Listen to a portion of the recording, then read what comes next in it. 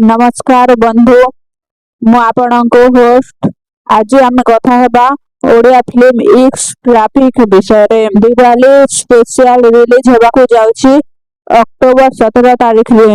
एही फिल्म को रंगीन संगीतमय यात्रा बोली वर्णना करा जायछि, जेउठी जने युवक ओ युवतींकर प्रेम कहानी को देखा जायछि। सेमानंगर प्रेम कहानी, पारिवारिक गप, छोट सहरर गसिप और जीवन अस्थिर ट्राफिक फिल्म जे मध्यरे गठित होइछि। एहा जणे रोमांटिक कॉमेडी फिल्म जेउठी भावनापूर्ण और पारिवारिक ड्रामार उपादान रहिछि।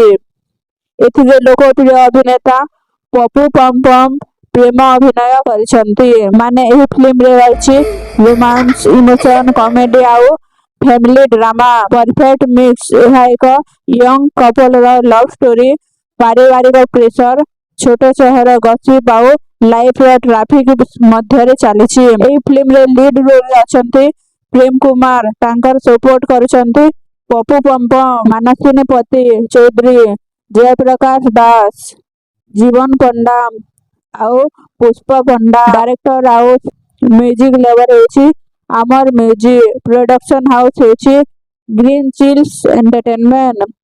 प्रेम कुमार रोमांटिक एक्टिंग, पप्पू पमपम र कॉमेडी टाइमिंग ऑडियंस को हसाइबो आउ इमोशनल दुईटा देबो। फ्रेंड इस ट्रैफिक एक परफेक्ट दिवाली रिलीज मूवी जहारे आपण पय रहिछि रोमांस, इमोशन आउ हसीबा परफेक्ट कॉम्बिनेशन।